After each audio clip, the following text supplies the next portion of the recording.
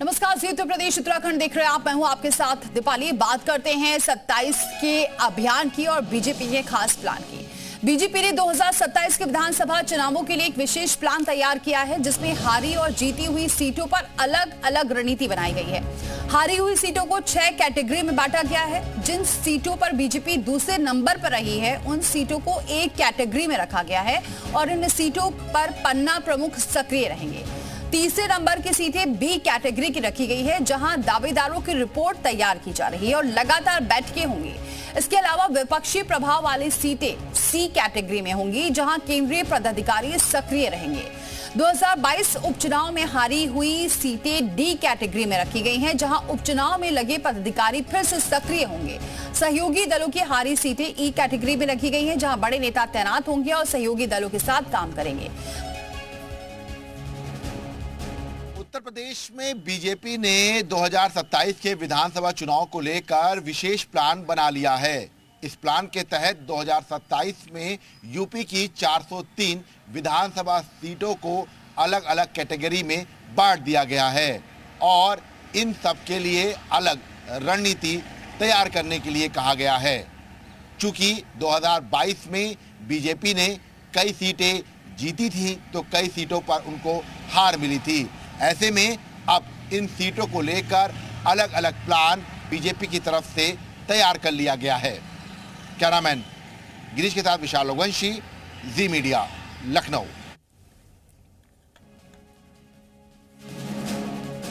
विशाल हमारे साथ जुड़ चुके हैं इस खबर पर। विशाल, अब 2027 के लिए तमाम रणनीतियां बननी शुरू हो गई हैं कि किस तरीके से 2027 में फतेह तो करना है, लेकिन वो भी ज्यादा से ज्यादा सीटों को लेकर, और इसीलिए कहा जा रहा है कि तमाम जो कैटेगरी है वो बांट दी गई है। देखिए, 2027 को लेकर बीजेपी ने जो प्लान बनाया है उसमें दो तरह की कैटेगरी बनाई है। एक हारी हुई सीटों को लेकर कैटेगरी बनाई गई है और जीती हुई सीटों को लेकर कैटेगरी बनाई गई है। हारी हुई सीटों में 6 श्रेणी रखी गई है, जिसमें जो दूसरे नंबर पर जहां पर बीजेपी आई थी उनको ए कैटेगरी में रखा गया है। तीसरे नंबर पर जहां पर बीजेपी आई थी उनको बी कैटेगरी में रखा गया। इसके साथ साथ जो सहयोगी दलों की जो सीटें जो हार गई थी उनको भी कैटेगरी में शामिल किया गया। इसके साथ साथ जहां पर बीजेपी जो है बहुत ज़्यादा बुरी तरह से हारी उनको भी एक कैटेगरी रखा गया। जो मुस्लिम बहुल इलाके हैं जहां पर बीजेपी को हार हासिल हुई थी वहां पर उनको एक कैटेगरी में की अलग अलग कैटेगरी तय की गई है 6। इसके साथ साथ जो जीती हुई सीटें थी जो 2022 में बीजेपी जीत गई थी उनको भी अलग अलग कैटेगरी में रखा गया, जिसमें जो सीटें बीजेपी बहुत ज़्यादा मार्जिन से जीती है, जिसका मार्जिन 50,000 से 1 लाख का था, उनको जो है एक कैटेगरी में रखा गया। इसके साथ साथ एक कैटेगरी ये है कि जिसमें जो मुस्लिम बहुल इलाकों में जो सीटें जीती गई थी, चाहे वो कुंदरकी हो या रामपुर हो, उनमें भी जो है उनको एक कैटेगरी में रखा गया, तो कि वहाँ पर क्या कुछ करिश्मा किया जा सके 2027 में दोबारा से। इसके साथ साथ एक कैटेगरी ये भी बनाई गई है कि जहां पर जीत हासिल किए थे उनको भी एक कैटेगरी में डाला गया है। तो इस तरह की एक बड़ी प्लानिंग जो है वो हारी और जीती हुई सीटों की जो प्लानिंग है वो बीजेपी की तरफ से तैयार की गई है। तो ऐसे में 2027 स्तर पर ये तैयारियां पूरी की जा रही हैं। बने रहे आप विशाल। भूपेंद्र जो प्रदेश अध्यक्ष हैं भूपेंद्र चौधरी, उन्होंने क्या कुछ कहा है इस पूरे मामले पर, सुनिए जरा।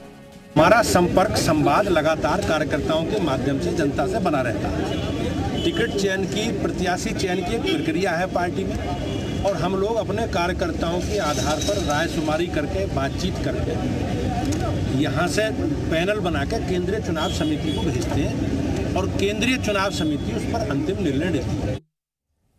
विशाल हमारे साथ बने हुए हैं इस खबर पर लगातार। विशाल, क्योंकि हम चाहे हम उपचुनाव की बात करें, लोकसभा की बात करें या फिर हम 2022 विधानसभा चुनाव की बात करें, उस दौरान तो ठीक है, लेकिन जो उपचुनाव हुए या फिर लोकसभा में जो सीटें कम हुई, उसमें से ये जरूर सबक लिया है बीजेपी ने कि जो जमीनी स्तर पर जो फीडबैक मिला था, जो नेगेटिव फीडबैक भी आया था कि जो जिला अधिकारी थे या फिर जो कार्यकर्ता थे उन्होंने ढंग से काम नहीं किया, तो ऐसे में ये पूरा सबक लेते हुए भी ये तमाम रणनीतियां बनाई जा रही हैं।